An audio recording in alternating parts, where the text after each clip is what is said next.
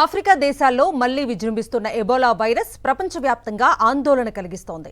Democratic republic of Congo, Uganda, దక్షిణ Sudan దేశాల్లో కేసులు, మరణాలు పెరుగుతున్న నేపథ్యంలో ఆంధ్రప్రదేశ్ ప్రభుత్వం అప్రమత్తమైంది. రాష్ట్ర వ్యాప్తంగా హై అలర్ట్ ప్రకటించింది.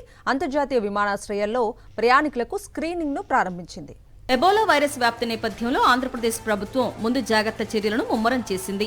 రాష్ట్ర ఆరోగ్య శాఖ మంత్రి సత్యకుమార్ యాదవ్ రాష్ట్రం హైలైట్లో ఉందని ప్రకటించారు. కేంద్ర ప్రభుత్వం, అంతర్జాతీయ ఆరోగ్య సంస్థల మార్గదర్శకాల మేరకు అన్ని శాఖలు సమన్వయంతో పనిచేస్తున్నాయని తెలిపారు. వైరస్ వ్యాప్తిని అడ్డుకునేందుకు క్విక్ రెస్పాన్స్ వ్యవస్థలను కూడా బలోపేతం చేస్తున్నట్లు వెల్లడించారు. విశాఖపట్నం, విజయవాడ, తిరుపతి విమానాశ్రయాల్లో ప్రత్యేక వైద్య బృందాలను ఏర్పాటు చేశారు. ఎబోలా ప్రభావిత దేశాల నుంచి వచ్చే ప్రయాణికుల ట్రావెల్ హిస్టరీని పరిశీలిస్తూ వైద్య పరీక్షలు నిర్వహిస్తున్నారు. అనుమానిత లక్షణాలు కనిపించిన వారిని వెంటనే ఐసోలేషన్లో ఉంచేందుకు ఏర్పాట్లు చేశారు. బాధితులతో సన్నిహితంగా ఉన్నవారిని కూడా వైద్య పరీక్షలకు పంపించనున్నారు.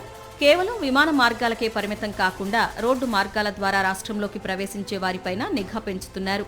విశాఖపట్నం పోర్టు అధికారులతో కూడా ఆరోగ్య శాఖ సమీక్షలు నిర్వహించింది. అంతర్జాతీయ విమానాశ్రయాలు ఉన్న నగరాల్లోని బోధనా ఆసుపత్రుల్లో ప్రత్యేకంగా 15 పడకల ఐసోలేషన్ వార్డులు సిద్ధం చేస్తున్నారు. పీపీఈ కిట్లు, వైరస్ నిర్ధారణ పరీక్షా కిట్లు తగినంతగా అందుబాటులో ఉన్నాయని ప్రభుత్వం చెప్తోంది. కోవిడ్ అనుభవాల నేపథ్యంలో ఈసారి ముందస్తు చర్యలపై ప్రభుత్వం ప్రత్యేక దృష్టి పెట్టింది.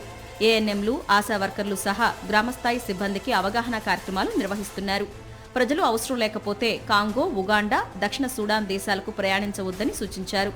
గత 3 వారాల్లో ఆ దేశాల నుంచి వచ్చిన వారు జ్వరం లేదా అనారోగ్య లక్షణాలు కనిపిస్తే వెంటనే జిల్లా వైద్యాధికారులను సంప్రదించాలని హెచ్చరించారు. ఎబోలా వైరస్ సోకిన వ్యక్తుల్లో కొన్ని వారాల పాటు లక్షణాలు కనిపించకపోవడం వల్ల వ్యాప్తి ప్రమాదం ఎక్కువగా ఉంటుందని వైద్య నిపుణులు చెప్తున్నారు.